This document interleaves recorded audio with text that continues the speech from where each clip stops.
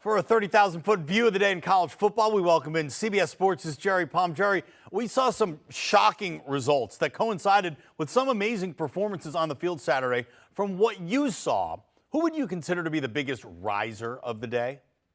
I think it's got to be Kansas State. Their absolute dismantling of Oklahoma State with a backup quarterback.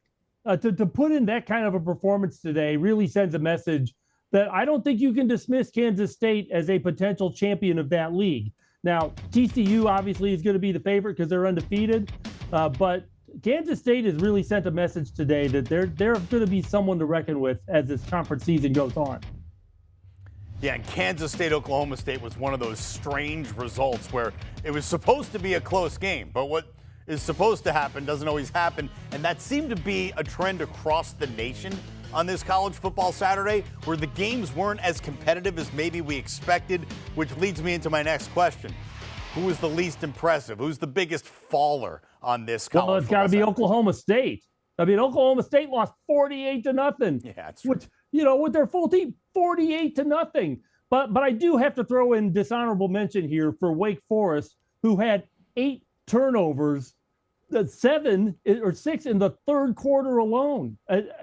How do you do that? I mean, do you practice turnovers? It's almost like you have to practice turnovers to turn it over that much. It was a disaster for Wake Forest, but Oklahoma State is going to fall the farthest. It was a little shocking to see the number 10 next to Wake Forest's name. It's the 10th ranked team in the country. We will not see that again. And also 8 turnovers. That does not behoove a team of that kind of ranking. Now, the first set of college football playoff rankings, that's going to be released this coming week. That's kind of exciting. What do you have on your list right now? What does it look like before we see the actual rankings? What are yours? Okay, so for me, the top 6 look like Georgia, Ohio State, Tennessee, TCU, Clemson, and Michigan.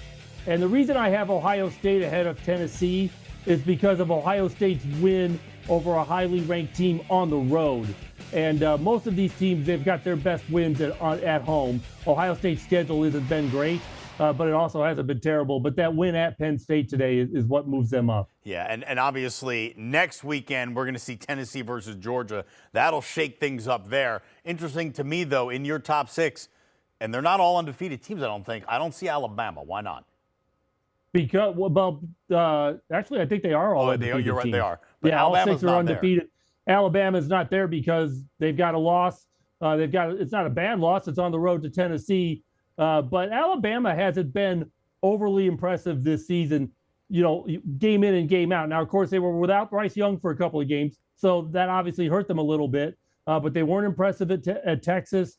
Obviously, the loss to Tennessee. This is one of the most penalized teams in the country, and it's showing in some of these results.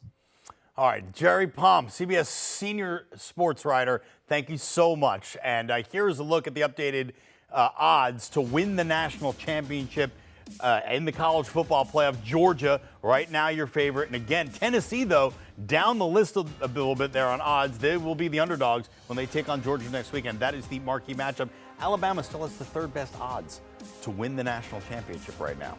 Do you want a sports network that delivers everything that matters about the game? The highlights, the picks, the instant analysis, no yelling, no fake debates, no politics. Hit the subscribe button and never miss a moment.